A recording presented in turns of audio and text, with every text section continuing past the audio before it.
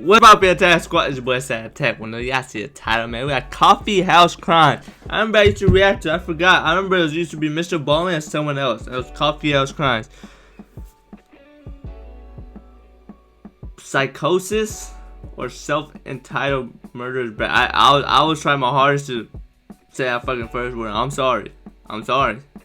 I might be dumb, but hey, roll 2K, help brother. We're gonna dumb, hit that subscribe, like I said, help a brother out. But let's get into it, man. 25-minute video. A kind, sensible, and loving daughter, but it turns out that this 19-year-old student was actually a killer in disguise. Sheesh. When Brenda Powell returned home, you really don't know what people are going through. You really don't know anybody, that the unless your loved ones to or have with family. her daughter would end in the most violent and sadistic of ways. I mean, and she even didn't even know her after this daughter. series of terrible events, our assailant would do her very best to trick the authorities. She's laughing? Hi folks, and welcome back to Okay, Coffee House Mr. Crime. My name is Coffee Adrian, House? and today Mr. we're looking at Adrian? the potentially clinically We got a insane little case weird, of Sydney weird Powell. going. Now I Not say say weird, potentially but I'm saying because, it's different. well, just watch the video and find out for yourself. But this one will be sure to split the audience. By the way, Coffee House Crime is all about She's got true blue crime, eyes? strange and chilling stories, and the best got way to support contacts. me is by It subscribing to matches the his channel. shirt. So, if you want to see more stories like this, please hit subscribe now. I also try to respond to most comments in the first hour of all videos going live, so if you want to catch me, hit the bell Those are notification crazy ass eyes. I wish I had and some now, blue with and that green said, eyes. please grab yourself a coffee, pull up a Crazy. seat, and get ready for the Be a deep chick dive. magnet. This is the case of Sydney Powell. Alright, Sydney. Let's see what she did.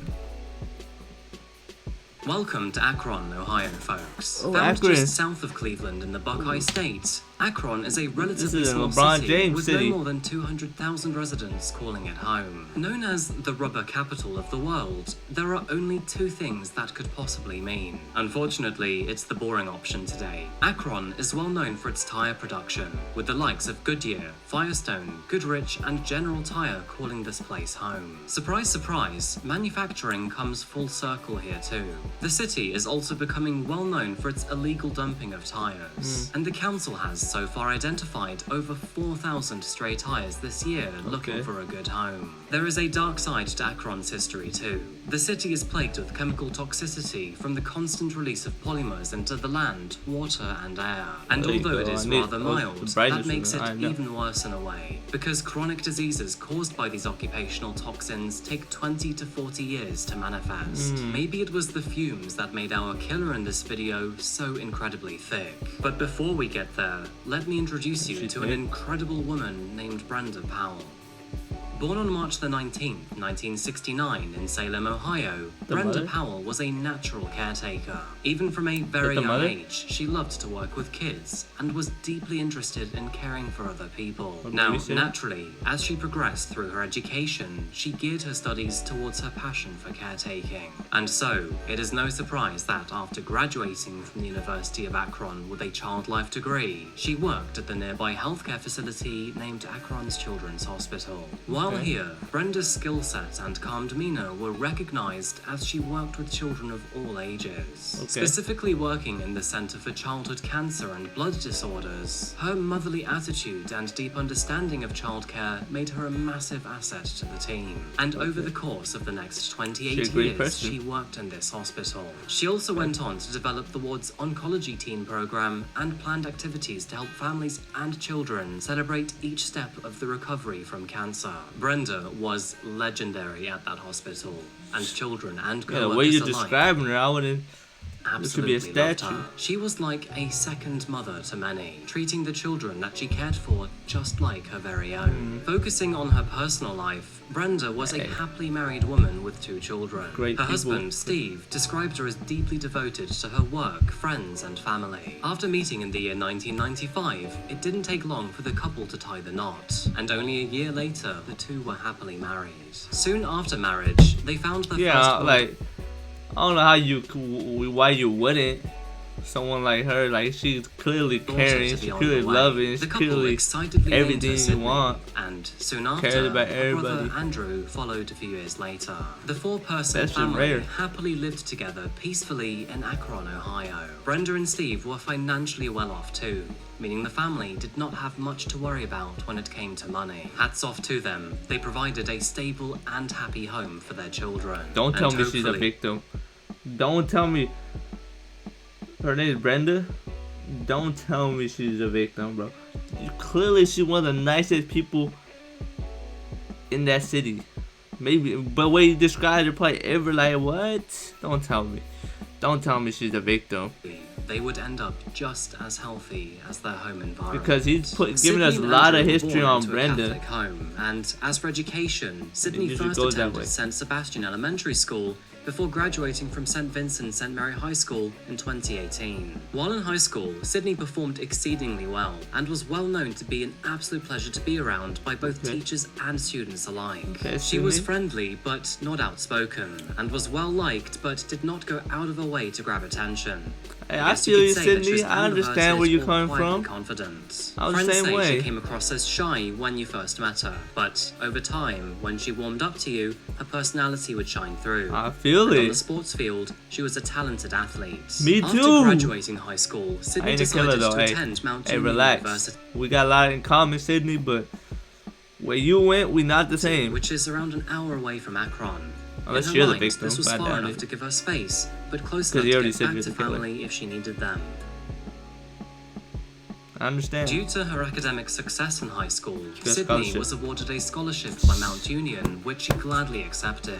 Although it was bittersweet to say goodbye to her parents, she knew that, in the back of her mind, they were never more than a short drive away from her. Yeah, she Speaking came of back her different. parents, That's Sydney cool. had fostered a Fucked her up. great relationship with both of them throughout her younger years. And while she did get along very well with her father, she was incredibly close to her mother, Brenda. I mean, thanks to her mother's background in childcare, the two were very tight from the beginning. They had a very healthy relationship, and Sydney would often come to her for advice, a chat, or even just to send memes. Now, Sydney's first semester at university started very, very successfully, and she was living with her best friend from high school named Lauren. As their first semester progressed,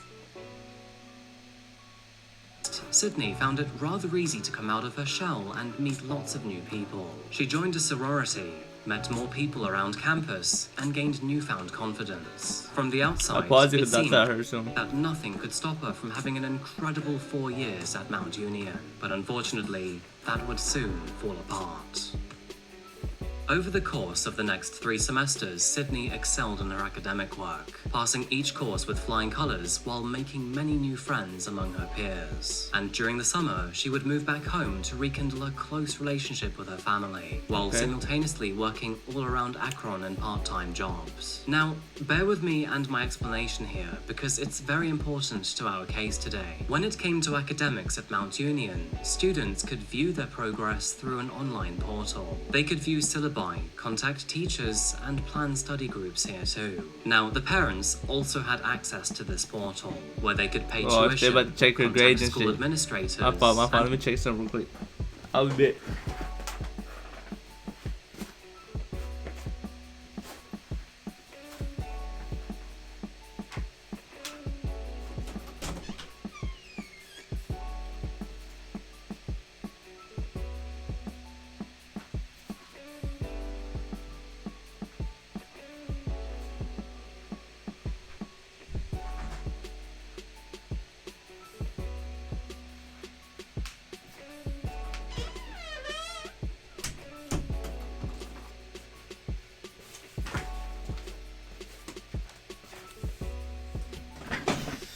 I'm back.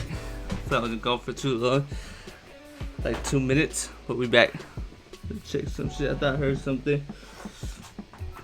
I'm just tripping. And stay up to date with the college and its attendees. Her parents check the grades. They wouldn't be able to automatically see their kids' grades. While Sydney's parents could theoretically submit grade requests if they wanted to, they knew that their daughter wasn't having any issues at school. She had done so well in high school that, in their minds, she was maintaining those high marks at college too. Now, Sydney hadn't alerted her parents to any issues either. And so when her father Steve logged onto the portal went down the wrong road. 2020 to pay her tuition fees, he didn't even bother to check her marks. Strangely enough, though, after entering his usual login details, he was then immediately kicked out and unable to sign back in. After informing Sydney about the situation, she promised to contact the staff and get it fixed. However, never 1 did. month later, in February of 2020, he still couldn't log in to pay tuition. Right before And so, COVID. worried that something might be wrong with the system, he then contacted the administration team to see if they could help him out. She just Making this kicked him call out. to the student relations team just on kicked March him the out. 3rd, Steve believed that he could likely get this issue fixed with no problem whatsoever. However, what he ended up learning instead was Sydney totally took it. unexpected. The reason he couldn't pay tuition Sydney's- was because Sydney was no longer enrolled at university. Oh, I'm stupid. And so now, Okay. Steve was Damn, left wondering I should've guessed what to drop on it. earth happened with his daughter. I should have guessed you dropped that. Come on. Surely this must be one huge mistake. I mean, what could possibly have happened to cause his daughter to leave so abruptly? After all, she had been an academic star for so long throughout her education. As any concerned parent would, She went he the wrong inquired crowd. further, but Put the was wrong quickly crowd. shut down by the Mount Union administration. They claimed that the nature of that information was private to Sydney only, and if he wanted to find out more, That's well, good, he would daughter. have to talk to her directly first. Well, I'm the Unknown to parent. him, but Sydney had actually been on academic suspension since December of 2019. This happening after failing 3 out of her 4 grades Damn. for the autumn semester of her Damn. sophomore year. Now, while this sounded serious, and I guess it was, it did not technically have to be the end of Sydney's college career. Her suspension was only for 1 semester, and she could prove her worth again simply by re-enrolling the following semester if she wanted to. She didn't Now, want to. when a student at Mount Union is academically suspended, they are sent a letter informing them of the suspension process and how to proceed. This letter is extremely important to the student, as it needs to be signed, dated, and then returned to the school in order to re-enroll. And while we know that Sydney did actually receive this letter, we aren't quite sure why she chose not to sign it and return it. I mean, it's not like she didn't want to be there either, because even after her suspension, she continued to live at college as if nothing had happened. To make things even stranger, she even continued to go to class, attend sorority meetings, and hang out with friends during this time frame. However, no friends. surprise, this was clearly against school rules. And so, soon enough, Sydney found herself facing the administrative board. At first, the university seemed to be rather understanding of her situation. It makes sense that a student may have difficulty accepting their new reality. And to provide an additional layer of comfort, the administration team even offered to help Sydney break the news to her parents. Instead, she lied to the board, claiming that her parents already knew of her suspension but were on an extended holiday and therefore couldn't help her move out of her dormitory. But Okay. after their 3rd meeting with Sydney, she no longer had an option, and on February the 24th, she was evicted and forced to move out alone. Still unable to face her parents, she resorted to staying in nearby motels until the 3rd of March. went downhill. And of course, that is when her father, Steve, found out It went about her web downhill. of lies. Both amazed and bewildered by the news, Steve then hung up the phone before checking Sydney's location. You see, the family shared a tracking app to keep each other safe and know each other's whereabouts. And that is when he learned that Sydney was currently back at the family home. But before returning home, Steve called his wife Brenda to let her know about this very strange and concerning situation. No surprise, neither of them were too pleased. I mean, to put things blunt, their daughter had basically failed out of college and then lied about the situation for several weeks. How would you feel if your kid did that to you? Instead of getting overly upset, Steve asked Brenda to meet him at home after she finished her work. In the meantime, he would try to understand Sydney's side of the story. And so, leaving his own phone at the office so Sydney wouldn't see him coming, he then returned back home in his car, arriving shortly after 11:30. When confronted, Sydney quickly broke down. She told her father that all of her friends seemed to have it all figured out, that they were working towards degrees that mattered, had tangible goals, and were actively pushing towards their dreams. But sadly, Sydney no longer felt that way anymore, and when comparing herself to the people around her, she felt like a failure. Self-esteem do. can be Hey. a challenging thing to work through. It is often said Compare that yourself to while we are others. busy doubting ourselves, others around us are enamored or even intimidated by our full potential. And sometimes, in those moments of self-doubt, you must focus on the perspective of those who love you and not your own.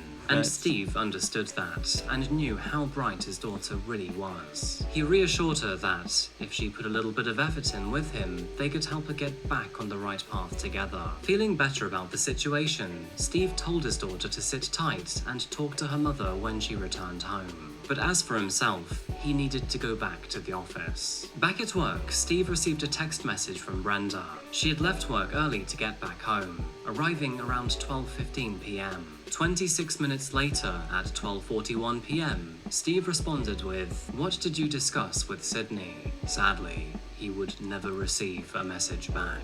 Only us later at home, arriving around 12:15 p.m. 26 minutes later, at 12:41 p.m., Steve responded with, "What did you discuss with Sydney?" Sadly, he would never receive a message back. Only 10 minutes later, Steve received a phone call from one of his friends. Because she seems so open with the father. I feel like the mother was nice too. Like, what? How did it go? Detective with the local police department. He called Steve to ask if everything was okay, because apparently he had heard that officers had just been dispatched to the Powell residence. Something was wrong. What Steve and the police didn't realize is that at the time Brenda was walking into the family home to speak to her daughter, she was actually on the phone to student relations. And while Mount Union staff were talking to Brenda, they suddenly heard a loud argument and some very concerning sounds. A series of screams echoed down the phone line, followed by several thuds and then a loud crashing sound. And then, all of a sudden, the phone line went dead. Concerned for Brenda's safety, the Mount Union staff immediately called 911. They then tried to call Brenda back numerous times, and after several attempts, they finally made their way through. But the other person on the line wasn't Brenda. It was someone impersonating her. Staff knew that this was Sydney immediately, and after calling her out and telling her that the authorities were on the way, Sydney abruptly hung up the phone. Steve, who was still in the dark with the situation, was now beginning to panic. He had just been at the... I'm sorry, but imagine being Steve, bro. Your daughter that you just talked with like 20-30 minutes before seemed like a normal kid killed your... Bro, what? Property. So, what possibly could have happened in the hour he was away? Frantically calling both his wife and his daughter, it took multiple phone calls before Sydney finally answered. She sounded terrified and claimed that someone had broken into the house. When Kenneth and the other officers arrived on the scene at 1900 block of Scudder Drive, it was a complete disaster. The house was in total disarray. Multiple windows were broken, and blood could be found everywhere. Sydney was found frantically crying outside on the driveway. The young woman appeared to be completely distraught, and was clawing at the asphalt enough to make her fingernails pull back and bleed. Officers pulled her away to a quieter place to calm her down, and once she was able to calm down enough, she told them what had allegedly happened. Sydney claimed that while she was having a conversation with her mother about her school grades, an armed stranger suddenly broke into the property. Brenda then told Sydney to run and get help, but when she returned, she found her mother lifeless on the ground. Apparently, she had been stabbed multiple times. That weak-ass excuse. Paramedics rushed Brenda to the hospital. They confirmed that she'd been stabbed more than 36 times, and that, furthermore, she had experienced blunt force trauma to the back of her head. Sad to split the audience. What the fuck? By the way, Coffeehouse completely distraught and was clawed 36 times is property. Brenda then told Sydney to paramedics 6 times. 36 times. She had experienced blunt force trauma to the back of to her one of the nicest people to describe, the extent bro. of her injuries was all too much for her, and soon after arriving at the hospital, she was pronounced dead. Meanwhile, at the crime scene, officers were still trying to piece together what exactly happened. The house was absolutely trashed, and there was an obvious sign of struggle. Furniture was flipped over and smashed, and there were bloodstains in multiple rooms. Like, what the fuck? To investigators, the story that Sydney was feeding them was becoming increasingly far-fetched and suspicious. For one, she had blood all over her hands. and that's when they noticed that she had wounds on her face, torso, and arms. In addition to this, the officers were also quick to note that most of the windows seemed to be broken from the inside rather than the outside. Stupid. Of course, therefore suggesting that this was a staged break-in. None of this was making any sense. It didn't take long for them to conclude that Sydney was the most likely person behind the attack, and those doubts were only further perpetuated when Brenda's phone call was revealed to the authorities. The morbid conclusion would be sure to rip the family in half for a second time in the very same day. Both Steve and Andrew were only just getting to grips with the loss of their mother and wife, and now they would face losing Sydney in an entirely different way. Fuck Sydney, who what cares, really happened bitch? inside that What? house? Did Sydney methodically kill her mother in cold sorry. blood? Or did she snap in a state of psychosis? On April the 6th, Sydney Powell was officially indicted on charges of murder, felonious assault, and tampering with evidence. On April the 17th, after pleading not guilty, the judge granted her a bond of $25,000 with maximum pretrial supervision alongside a mental health evaluation. Sydney was sent to reside with her talking shit to grandparents mental health and shit, and just giving these under people. their very close watch, with daily checkups from the police to make sure that she was behaving. After evaluation by a medical professional, Sydney's attorney changed her plea to not guilty by reason of insanity. This set back the trial quite significantly, and a second medical examination was requested by the Summit County prosecution. I know people actually like go through mental shit, but come on, bro. She had straight A's. Not straight A's. She had good grades. She got full scholarship. She was not mental. But the trial, it needed to be very clear whether Sydney had premeditated the attack or was going through a mental break when she killed her mother. Despite the terrible murder, Sydney's family members still supported her before the legal proceedings began. Speaking during pre-trial, Steve says, I don't know why we're doing this. This isn't what anyone wants here. I don't know how I can handle it. I'm just trying to keep my family together. And Sydney's maternal grandmother, Betsy Brown, also said, all of this is opening things we hoped to put behind us. According to Steve, the Powell family was in full belief that their daughter was acting out of her mind during the killing. And now that she was on medication and supervised, she was back to her usual self and appeared to no longer be a danger to society. Fuck all of this shit. Despite their pleas, her 10-day trial would begin on September the 7th, 2023. Many witnesses were called to testify, including one of Sydney's teachers, the staff that spoke to Brenda over the phone on the day that she died, and numerous mental health experts. Day one of her trial included both sides making their case. Sydney's defense team claimed that she was dealing with undiagnosed schizophrenia and was out of control in a psychotic break when she killed her mother, hence justifying her plea of insanity. They would also point out a lack of motive and the sheer brutality being entirely out of character for her. In short, this was simply not something Sydney would do in a sane state of mind. But on the other hand, the prosecution claimed that Sydney was utterly aware of what she was doing. Trying to cover up the crime scene and trying to impersonate her mother over the phone were all strong indicators of a sane person trying to mislead the investigation. Sydney's father took to the stand and painstakingly went through the events of the day that led up to the murder. Friends and co-workers of Brenda also spoke about the shocking murder and how, to their knowledge, the mother and daughter had a very close relationship leading up to the death. Mount Union officials testified that they heard repeated thuds and screaming while they were speaking with Brenda Powell, which, tragically, was likely the very moment that she was being attacked. Frazier testified that the call ended around 1.5 minutes after the ruckus. He tried calling back, and then, on his third attempt, Sydney answered the phone pretending to be her mother.